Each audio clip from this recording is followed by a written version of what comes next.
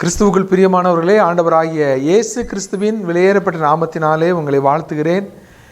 இந்த நாளிலும் கூட உங்களோடு தேவனுடைய வார்த்தையை பகிர்ந்து கொடுக்கும்படியாக கர்த்தர் கொடுத்த இந்த பெரிதான வாய்ப்புக்காக தேவனை துதிக்கிறேன். கடந்த நாட்களிலே நாம் பரிசுகள் அல்லது வெகுமதிகள் என்கின்ற தலைப்பிலே தேவனுடைய வார்த்தையை நாம் தியானித்து வருகிறோம். இந்த நாளிலும் கூட ரிவார்ட்ஸ், பிரியமானவர்களே, எந்த மாதிரி வெகுமதிகளை கர்த்தர் நமக்கு கொடுக்க போகிறார் அப்படிங்கிறத இந்த நாளில் நம்ம தியானிக்க போகிறோம். 1 கொரிந்தியர் புஸ்தகம் 9ஆம் அதிகாரம் 24ஆம் வசனத்தை நான் வாசிக்கிறேன். 1 கொரிந்தியர் அதிகாரம் 9 வசனம் 24. பந்தய சாலையில் ஓடுகிறவர்கள் எல்லாரும் ஓடுவார்கள், ஆகிலும் ஒருவனே பந்தயத்தை பெறுவான் என்று அறியீர்களா? நீங்கள் பெற்றுக்கொள்ளத்தக்கதாக ஓடுங்கள். அப்போது பந்தய சாலையில் ஒருவன் தான் பந்தய பொருளை பெறுவான். ஆனால் இந்த இடத்துல பவுல் சொல்கிறார், நீங்கள் பெற்றுக்கொள்ளத்தக்கதாக ஓடுங்கள். உங்கள் பந்தய பொருளை வேறு யாரும் தட்டி பறிக்க முடியாது. ஆனால் சத்துருடைய கையாட்கள், வஞ்சகர்கள், பிசாசனுடைய தந்திரங்கள் உனக்குள்ள பரிசை, வெகுமதியை தட்டி பறிப்பதற்கு அவன் ஆயத்தமாக இருக்கிறான். அவன் தந்திரமாக இருக்கிறான், செயல்பட்டுக்கிட்டே இருக்கிறான். ஆகவே தான் ஆண்டவர் கூட வெளிப்படுத்தல சொல்கிறாரு, ஒருவனும் உன் கிரீடத்தை எடுத்துக்கொள்ளாதபடிக்கு உனக்குள்ளதை பற்றி கொண்டிரு என்று ஆண்டவர் சொல்கிறார். அப்போது நம்முடைய உடன் விசுவாசிகள் நம்முடைய கிரீடத்தை தட்டி பறிக்க போகிறதில்ல. ஆனால் சத்ருவாகிய சாத்தானும் அவனால் ஏற்படுத்தப்பட்ட வஞ்சகர்களும் அந்தி கிறிஸ்தனுடைய ஆவி செயல்படுகிறவர்களும் தேவனுடைய பிள்ளைகளுடைய பந்தய பொருளை இழந்து போகும்படி தந்திரமாக கிரியை செய்கிறவர்களாக காணப்படுகிறார்கள். ஆகவே இந்த வேத பகுதியில் நீங்கள் பெற்றுக்கொள்ளத்தக்கதாக ஓடுங்கள் என்று சொல்லி வேதம் சொல்லுகிறத பார்க்குறோம். அருமையான கர்த்தருடைய பிள்ளைகளை, இந்த நாட்களில் எந்த மாதிரினா பந்தய பொருள், ஆங்கில வேதாகமத்தில் ப்ரைஸ் என்று சொல்லி போடப்பட்டிருக்கிறது, பரிசு என்று சொல்லி. அடுத்து நாம் அதே 1 கொரிந்தியரில் 9ஆம் அதிகாரத்திலே நாம் 25ஆம் வசனத்தில் நாம் இப்படியே வாசிக்கிறோம். 1 கொரிந்தியர் 9ஆம் அதிகாரம் 25ஆம் வசனம், பந்தயத்திற்கு போராடுகிற யாவரும் எல்லாவற்றிலேயும் இச்சையடக்கமாய் இருப்பார்கள், அவர்கள் அழிவுள்ள கிரீடத்தை பெறும்படிக்கு அப்படி செய்கிறார்கள், நாமோ அழிவில்லாத கிரீடத்தை பெறும்படிக்கு அப்படி செய்கிறோம். அப்போது பிரியமான தேவனுடைய பிள்ளைகளே, அழிவுள்ள கிரீடம், அழிவில்லாத கிரீடம். இந்த உலகத்தில் உள்ள எந்த ஒரு பொருளுமே ஒரு வரையறைக்குட்பட்டது, எல்லைக்குட்பட்டது, அழிந்து போகக்கூடியது என்று வேதம் சொல்லுகிறது. ஆனால் தேவன் நமக்கு கொடுக்கக்கூடியது அழிவில்லாத கிரீடம். கிரீடம் என்று சொல்லி இங்கே நாம் வாசிக்கிறோம். அப்போ 24ஆம் வசனத்தில் பரிசு என்று சொல்லுகிறார், ப்ரைஸ், பந்தய பொருள். 25ஆம் வசனத்தில் கிரீடம் என்று சொல்லி ஆண்டவர் சொல்லுகிறார். அப்போது நமக்கு ஆண்டவர் எந்த மாதிரி வெகுமதியை கொடுக்க போகிறார்னா, பரிசுகளை கொடுக்கிறார், கிரீடத்தை கொடுக்கிறார். அருமையான கர்த்தருடைய பிள்ளைகளே, தேவனுடைய சமூகத்திலே, தேவனுடைய கரத்தில் இருந்து இப்படிப்பட்ட பரிசுகளை, வெகுமதிகளை பெற்றுக்கொள்ளும்படியாக இந்த பூமியிலே நாம் தேவனுக்காக வாழும்படி அருமையான கர்த்தருடைய பிள்ளைகளே ஒரு பெரிய பாக்கியத்தை, ஒரு மிகப்பெரிய ஒரு சிலாக்கியத்தை கர்த்தர் நமக்கு கொடுத்திருக்கிறார். ஆகவே இதை நினைத்து நாம் சந்தோஷத்தோடு ஓடணும், நாம் லக்கை நோக்கி நாம் ஓடணும். இந்த இடத்துல பார்க்குறோம், இச்சை அடக்கத்தோடு நாம் ஓட வேண்டும். எப்படி ஒரு உலக பிரகாரமான ஒரு ஓட்டத்தில் ஜெயிக்கிறவங்க ஆகார பகுதிகளில் கண்ட்ரோலாக இருப்பாங்க, எக்ஸசைஸ் பண்ணுறதில், காலையில் எழும்பி ப்ராக்டிஸ் பண்ணுறதில், ஒவ்வொரு காரியங்களிலும் அவர்கள் மிக கவனமாக இருப்பார்கள். இந்த பூமியிலே நாம் மிக கவனமாக இச்சையடக்கத்தோடு கூட நம்முடைய ஓட்டத்தை ஜெயத்தோடு நாம் முடித்து அந்த நல்ல போராட்டத்தை நாம் வெற்றிகரமாக விசுவாசத்தை காத்து கொண்டவர்களாக நாம் முடித்து பரிசுகளை, வெகுமதிகளை, கிரீடங்களை நாம் பெற்றுக்கொள்ள வேண்டும் என்று தேவன் விரும்புகிறார். பிரியமானவர்களே, எந்த மாதிரி கிரீடம் அப்படின்னு சொல்லி நம்ம பார்க்கும் பொழுது வேதாகமத்தில் ஒரு 5 வகையான கிரீடங்களை நாம் பார்க்கிறோம். இந்த நாளில் கூட நாம் இந்த வாசித்த இந்த வேத பகுதியில் அழிவில்லாத கிரீடம் என்று சொல்லி நாம் வாசிக்கிறோம். அப்போ அழிவில்லாத இந்த கிரீடத்தை பெற்றுக்கொள்றதுக்கு என்ன செய்யணும்? சரீரத்தை ஒடுக்கி கீழ்ப்படுத்துகிறேன் என்று சொல்லி 26-27ஆம் வசனத்தில் பவுல் சொல்கிறாரு, சரீரத்தை ஒடுக்குதல். அழிவில்லாத கிரீடத்தை கர்த்தருடைய பிள்ளைகளாகிய நாம் பெற்றுக்கொள்வதற்கு நம்ம என்ன செய்யணுமா? நம்முடைய சரீரத்தை ஒடுக்கணும். சரீரம்னு சொல்லும் பொழுது 3 காரியங்கள். ஒன்று, போஜனம். சாப்பாடு அவசியம். சரியான நேரத்துக்கு சாப்பாடு ரொம்ப ரொம்ப அவசியம். சரியான ஆகாரம் நமக்கு ரொம்ப முக்கியம். ஆனால் வேதாகமோ போஜன பிரியன் என்கின்ற வார்த்தையை பயன்படுத்துகிறது. சாப்பாட்டின் மேலே அதிகமான பிடிப்பு அல்லது அதிகமான ஒரு விருப்பம். அருமையான கர்த்தருடைய பிள்ளைகளே, நாம் வனாந்தர வாழ்க்கையிலே இஸ்ரவேல் ஜனங்களுடைய பிரயாணத்தில் அவர்களுக்கு வந்த மிக முக்கியமான ஒரு சோதனை என்ன அப்படின்னா, எங்களுக்கு இறைச்சி இல்லையே, எங்களுக்கு அந்த எகிப்தில் சாப்பிட்ட அந்த வெள்ளரி, அந்த பூண்டு, அந்த கொம்மட்டிக்காய், இவைகளை அவர்கள் நினைத்து அவருடைய உள்ளம் வாடி போனது, ஏங்குகிறவர்களாய் காணப்பட்டார்கள். பரலோக தூதர்கள் சாப்பிடுகிற மன்னாவை தேவன் கொடுத்தார், ஆனால் அது அவர்களுக்கு வெறுப்பாக இருந்தது. ஆனால் ஒரு உலக பிரகாரமாக அடிமைத்தனமான தேசத்திலே அவர்கள் வாழ்ந்த அந்த ஆகாரம் அவங்களுக்கு மேன்மையாய் காணப்பட்டது. ஸோ போஜனம் என்று சொல்லி போஜன பிரியன் தரித்திரன் அடைவான் என்று வேதம் சொல்கிறது. நாம் நீதிமொழிகளின் புஸ்தகத்திலே 23ஆம் அதிகாரம் 2ஆம் வசனத்தை நாம் வாசிக்கலாம். நீதிமொழிகள் அதிகாரம் 23 வசனம் 2. நீ போஜன பிரியனா இருந்தால் உன் தொண்டையிலே கத்தியை வை. எவ்வளோ பயங்கரமான வார்த்தையை வேதம் சொல்லுது. கத்தியை எங்கே வைக்கணுமா? தொண்டையில் வைக்கணுமா? அப்போது சாப்பாடு நல்லது தான், ஆனால் சாப்பாட்டின் மேலே இருக்கிற அதிகமான ஒரு பிரியம், ஆவிக்குரிய அது சாப்பாட்டின் மேலே இருக்கிற அதிகமான ஒரு பிடிப்பு, அதிகமாக அதுக்கு கொடுக்குற முக்கியத்துவம், அளவுக்கு அதிகமாக சாப்பிட்றது அல்லது எப்பவும் சாப்பிட்டுக்கிட்டே இருக்கிறது, இவைகளை ஒரு ஆவிக்குரிய தகுதியாக வேதம் சொல்லலை. இது ஒரு ஆவிக்குரிய ஒரு குறைந்த நிலை தான். அல்லது ஒரு மாம்ச பிரகாரமான ஒரு கிறிஸ்தவனாக ஒரு விசுவாசியை மாற்றுவதற்கு இது ஒரு முக்கியமான ஒரு காரணமாய் மாறிவிடுகிறது. ஆகவே போஜன பிரியன். அருமையான கர்த்தருடைய பிள்ளைகளே, கர்த்தருடைய பிள்ளைகள் இந்த காரியத்திலே தேவன் நமக்கு உதவி செய்வாராக. 2ஆவதாக நாம் நீதிமொழிகளின் புஸ்தகத்திலே 24ஆம் அதிகாரம் 33ஆம் வசனம், நீதிமொழிகள் 24:33. இன்னும் கொஞ்சம் உறங்கட்டும், இன்னும் கொஞ்சம் கைமுடக்கி கொண்டு நித்திரை செய்யட்டும் என்பாயோ, உன் தரித்திரம் வழிபோக்கனை போலும், உன் வறுமை ஆயுதம் அணிந்தவனைப் போலும் வரும். கிறிஸ்துவுக்குள் பிரியமானவர்களே, இந்த வேத பகுதியில் அடுத்து தூக்கத்தை விரும்பாதே, விரும்பினால் தரித்திரனாவாய், கண் விழித்திரு, அப்பொழுது ஆகாரத்தினால் திருப்தியாவாய். கிறிஸ்துவுக்குள் பிரியமானவர்களே, முதலாவது ஆகாரம் அவசியம். ஆனால் அதிகமான ஆகாரத்தின் மேலே இருக்கிற பிடிப்பு, முறுமுறுப்பு, சாப்பாட்டுக்கு மேலே இருக்கிற அதிகமான அவைகளை நாம் விட வேண்டும் என்று நாம் கற்றுக்கொண்டோம். 2ஆவதாக தூக்கம். இது ரொம்ப அவசியம்.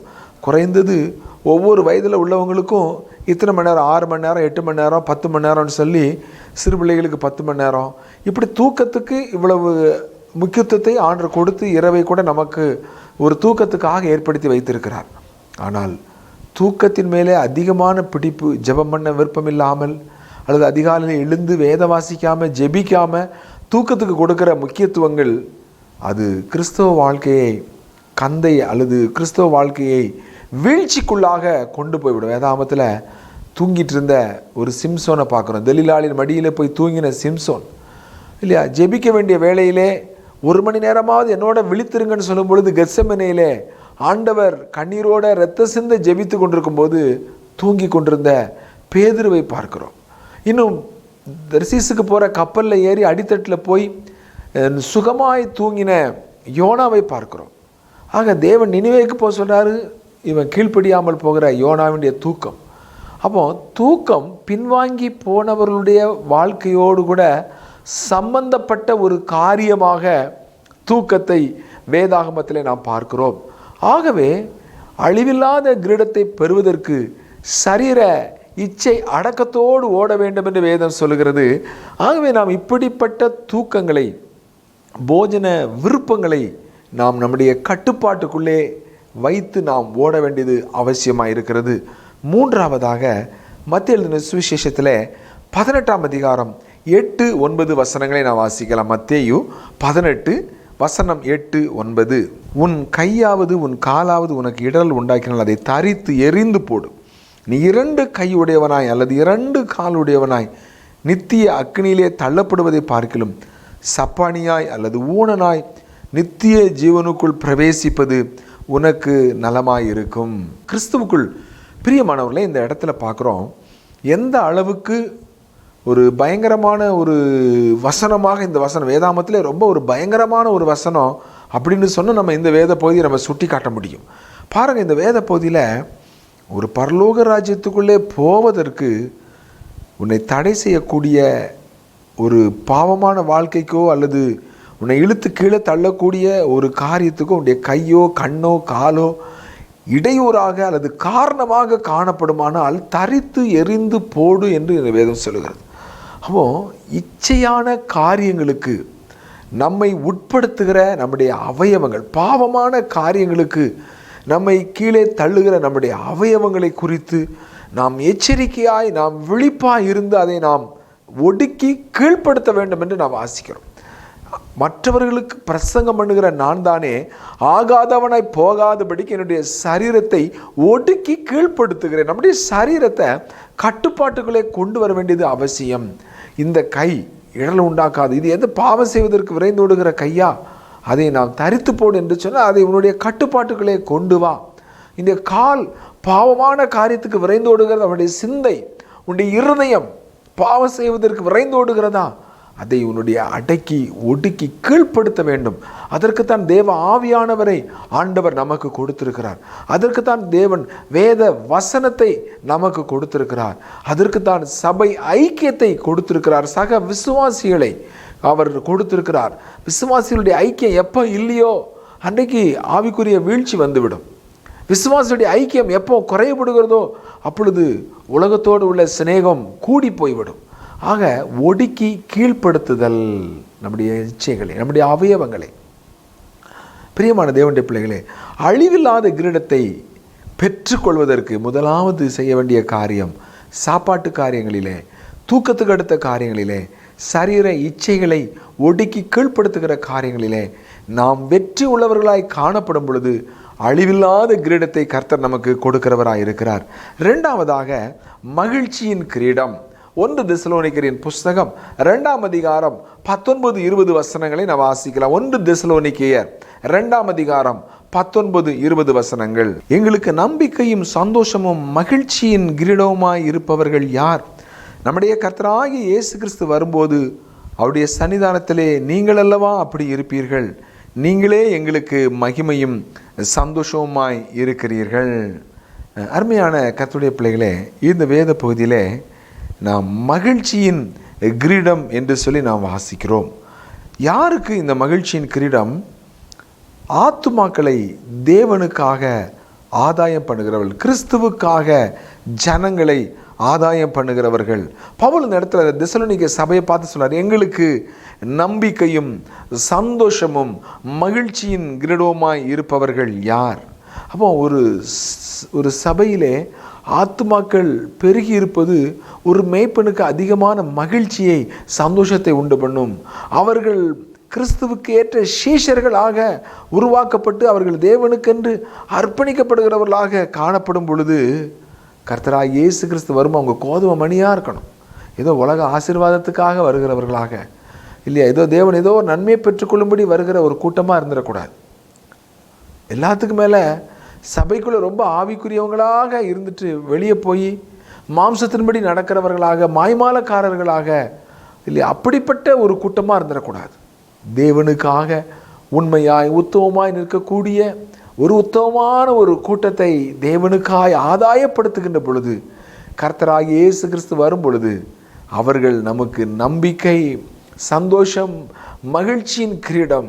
கர்த்தராகிய இயேசு கிறிஸ்து வரும்போது அவருடைய சன்னிதானத்தில் நீங்கள் அல்லவா அப்படி இருப்பீர்கள். எவ்வளவு பெரிய ஒரு பாக்கியம் அருமையான கர்த்தருடைய பிள்ளைகளே, நீங்களே எங்களுக்கு மகிமையும் சந்தோஷமாக இருக்கிறீர்கள். 1 நாளாகமத்தின் புஸ்தகத்திலே 14ஆம் அதிகாரத்திலே 2ஆம் வசனத்திலே நாம் வாசிக்கிறோம். 1 நாளாகமம் 14ஆம் அதிகாரம் 2ஆம் வசனம். கர்த்தர் தன்னை இஸ்ரவேலின் மேல் ராஜாவாக திடப்படுத்தி இஸ்ரவேல் எனும் தம்முடைய ஜனத்தின் நிமித்தம் தன்னுடைய ராஜ்யத்தை மிகவும் உயர்த்தினார் என்று தாவீது அறிந்து கொண்டான். அப்போ இந்த இடத்துல தாவீதினுடைய இருதயத்தில் காணப்பட்ட ஒரு முக்கியமான ஒரு எண்ணம், ஒரு சபை மேய்ப்பர்கள் அல்லது கர்த்தருடைய ஊழியத்தை செய்கிறவர்கள் என்கின்ற முறையில் நமக்கு முன்பாக நம்முடைய கரங்களிலே கொடுக்கப்பட்ட ஆத்துமாக்கள் விலையேற பெற்றவர்கள். அவர்களுக்காகத்தான் நாம், நமக்காக அவங்க இல்லை.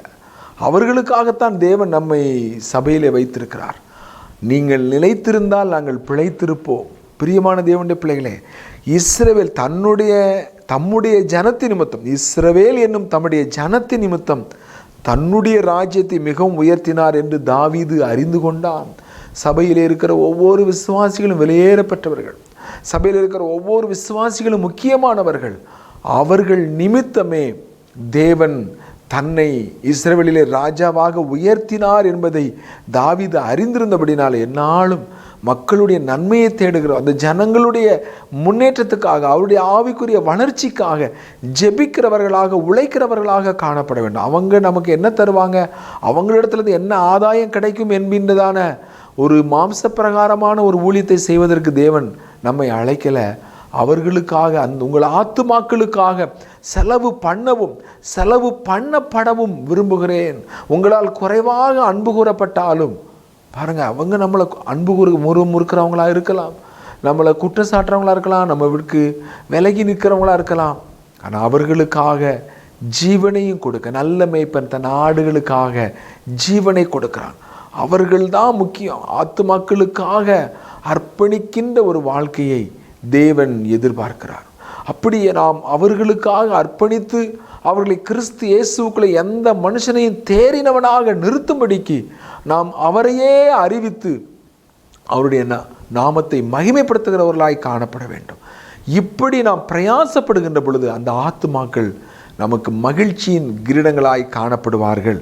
அருமையான கர்த்தருடைய பிள்ளைகளே, நாம் தானியேலின் புஸ்தகத்திலே 12ஆம் அதிகாரம் 3ஆம் வசனத்தில் இப்படி வாசிக்கிறோம். தானியேல் அதிகாரம் 12 வசனம் 3.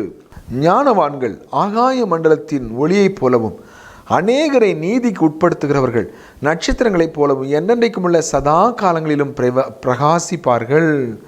அநேகரை நீதிக்கு உட்படுத்துகிறவர்கள், ஆண்டவராகிய இயேசு கிறிஸ்துவை ஏற்றுக்கொண்டு அவருடைய பிள்ளைகளாக வாழும்படி வழிநடத்துகிற ஒவ்வொரு ஞானவான், அவங்க தான் ஞானவான்கள். அநேகரை நீதிக்கு உட்படுத்துகிறவர்கள் நட்சத்திரங்களைப் போல என்றென்றைக்கும் உள்ள சதா காலங்களிலும் பிரகாசிப்பால் என்று தானியேல் 12:3 வாசிக்கிறோம். 1 கொரிந்தியர் 3, 7, 8, 9 வசனங்களிலே அப்போலோ நட்டான், பவுல் நீர் பாய்ச்சினான், தேவனே விளைய செய்தார். 1 கொரிந்தியர் 3ஆம் அதிகாரம் 8ஆம் வசனம் பவுல் சொல்றாரு, நான் நட்டேன், அப்போலோ நீர் பாய்ச்சினான், தேவனே விளைய செய்தான். 8ஆம் வசனத்தில் அவனவன் தன் வேலைக்கு தக்கதாய் கூலியை பெறுவான். ஒருத்தர் ஒரு விசுவாசி ரட்சிக்கப்படுறதுக்கு சுவிசேஷம் அறிவிச்சிருப்பார். ஒருத்தர் அவரை சபைக்குள்ளே வழிநடத்துறதுக்கு தேவன் அந்த சகோதரனை பயன்படுத்தியிருப்பார். அல்லது அவங்க சோர்ந்து போன வேலைகளை, அவங்க பின்வாங்கி போன நேரத்தில் அவங்கள தூக்கி விடுவதற்கு, அவங்கள விசுவாசத்தில் கட்டி எழுப்புவதற்கு கர்த்தர் யாரையாயிலும் பயன்படுத்தியிருப்பார். அவங்களுடைய தவறுகளை கண்டித்து போதித்து அவங்கள சீர்படுத்துவதற்கு, புத்தி சொல்லும்படி தேவன் யாரையாவது பயன்படுத்தியிருப்பார். இப்படி ஒரு விசுவாசியுடைய வாழ்க்கையில் தேவனுக்கென்று சொல்லி கனி கொடுக்கக்கூடிய ஒரு பாத்திரங்களாக மாற்றும்படி யார் யாரெல்லாம் எந்தெந்த பகுதிகளில் பிரயாசப்பட்டாங்களோ அவர்களுக்கெல்லாம் தேவன் இந்த கிரீடத்தை அவர் கொடுக்கிறார். அவனவன் தன் வேலைக்கு தக்கதாக கூலியை பெறுவான் என்று 1 கொரிந்தியர் 3:8 வாசிக்கிறோம். ஆக இந்த மகிழ்ச்சியின் கிரீடம் யார் ஆத்துமாக்களை கிறிஸ்துவுக்குள்ளே தேறினவர்களாய் நிறுத்துவதற்காக, அவருடைய வளர்ச்சிக்காக பிரயாசப்படுகிற ஒவ்வொருவருக்கும் இந்த மகிழ்ச்சியின் கிரீடத்தை அவர் கொடுக்கிறார். அது மாத்திரமல்ல, 1 கொரிந்தியர் 9:16-17 அந்த சுவிசேஷ ஊழியத்தை உற்சாகமாய் செய்தால் பலன் உண்டு. அருமையான கர்த்தருடைய பிள்ளைகளை, இன்றைக்கு மங்கி போன ஒரு ஊழியம், மறக்கப்பட்ட ஒரு ஊழியம் சுவிசேஷ ஊழியம்.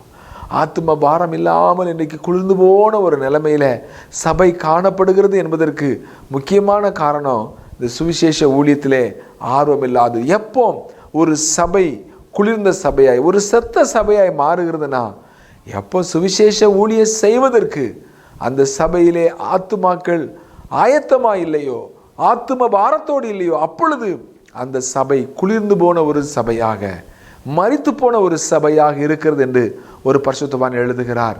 ஆகவே உற்சாகமாக கர்த்தருடைய சுவிசேஷ ஊழியத்தை செய்வதற்கு யார் பிரயாசப்படுகிறார்களோ அவர்களுக்கு தேவன் இந்த மகிழ்ச்சியின் கிரீடத்தை கொடுக்கிறவராய் இருக்கிறார். அது மாத்திரமல்ல, மூன்றாவதாக ஜீவ கிரீடம். யாக்கோபின் புஸ்தகத்திலே 1ஆம் அதிகாரத்திலே 12ஆம் வசனத்திலே இவ்விதமாய் நாம் வாசிக்கிறோம்.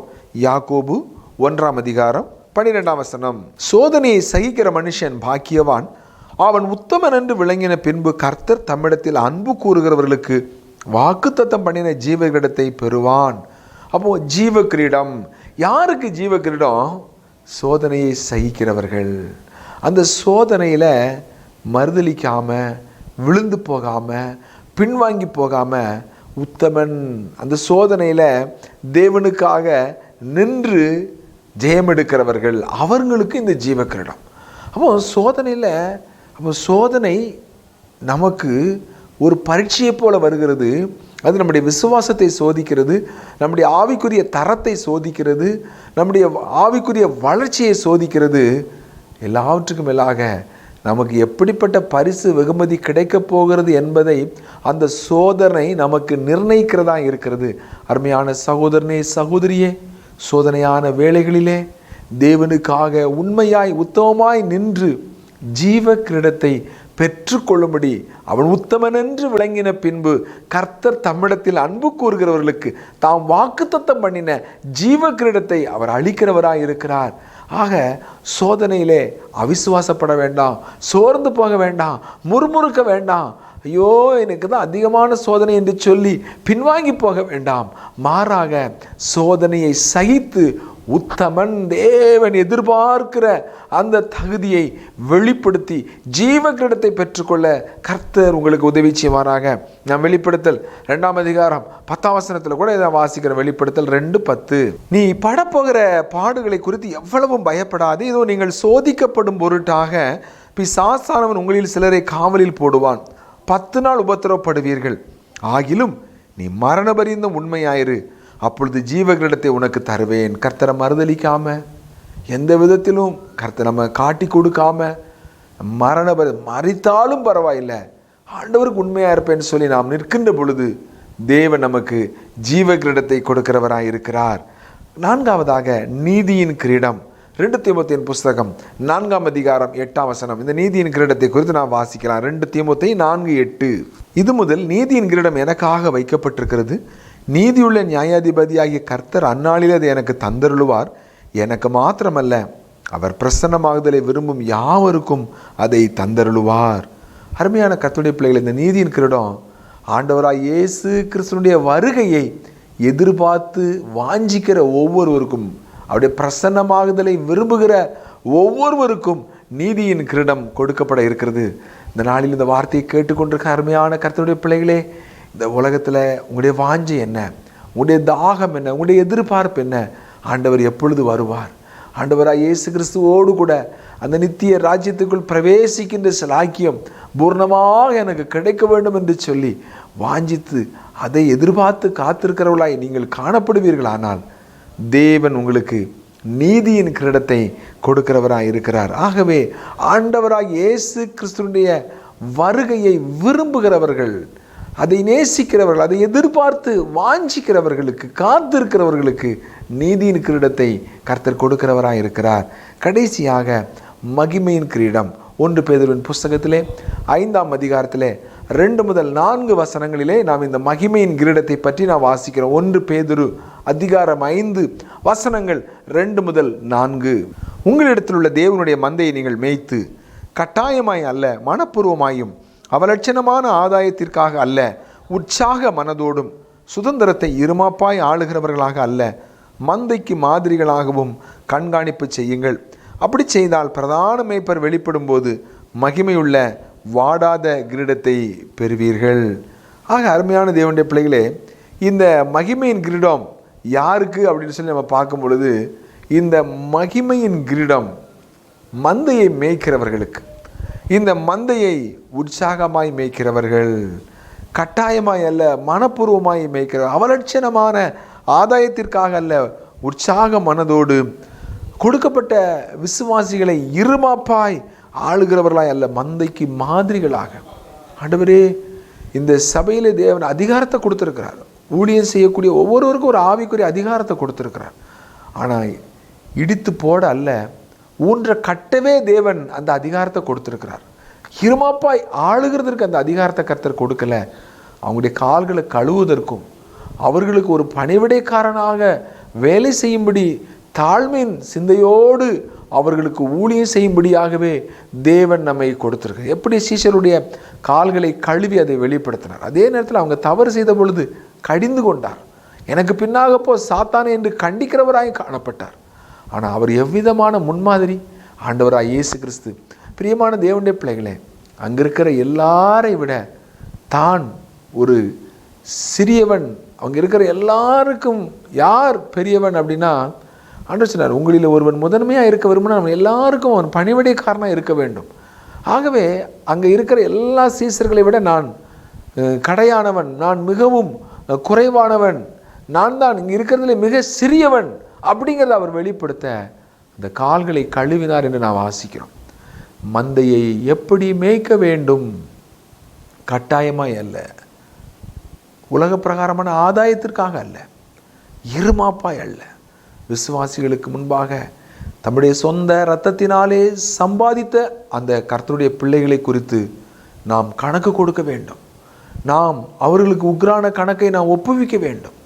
ஆகவே ஒரு நாள் கிறிஸ்துவுக்கு முன்பாக இந்த மகிமையுள்ள கிரீடத்தை பெரும்படிக்கு அவர்களுக்காக அர்ப்பணிக்கிறவர்களாக, அவர்களுக்காக தியாகமுள்ள, அவங்க சுயநலமாக இருந்தால் கூட நாம் தியாகமுள்ளவங்களாக இருக்கணும். அவங்க தந்திரமுள்ளவங்களாக காணப்பட்டால் கூட நாம் நேர்மை உள்ளவர்களாக நம்ம காணப்படணும். கபடில்லாதவர்களாய் காணப்படணும். கடினமாக அல்ல, அன்போடும் நாம் அந்த உண்மையான தெய்வீக சாந்தத்தோடும் நம் மந்தைக்கு மாதிரிகளாய் கண்காணிப்பு செய்கின்ற பொழுது அந்த மகிமையுள்ள கிரீடத்தை பெற்றுக்கொள்ள கர்த்தர் உதவி செய்வார். அந்த வார்த்தைகளை கேட்கிற ஒவ்வொருவரையும் கர்த்தர் ஆசீர்வதிப்பாராக. நாம் ஜெபம் செய்வோமா? எங்கள் நல்ல ஆண்டவரே, இந்த வார்த்தைகளை கேட்கிற ஒவ்வொரு பிள்ளைகளும் உடைய பிரசனத்தை விரும்புகிறவர்களாக, பாடுகளை சகித்து அன்றே உத்தமர்கள் என்று அன்றே மரணபரியந்த உண்மையாக இருக்க, அன்றே உம்முடைய கிரீடங்களை, பரிசுகளை, வெகுமதிகளை பெற்றுக்கொள்ள ஒவ்வொருவருக்கும் கர்த்தர் கிருபை செய்ய வேண்டும் என்று இயேசு கிறிஸ்துவின் நாமத்தில் ஜெபிக்கிறோம் எங்கள் நல்ல பிதாவே. ஆமேன், ஆமேன். பிரியமானவர்களே, நீங்கள் நேரம் ஒதுக்கி தேவனுடைய வார்த்தையை கேட்டதற்காக உங்களுக்கு நன்றி சொல்கிறோம். நீங்கள் பெற்ற ஆசீர்வாதங்களை எங்களோட பகிர்ந்து கொள்ளுங்கள். கர்த்தர் உங்களை ஆசீர்வதிப்பாராக. ஆமேன், ஆமேன்.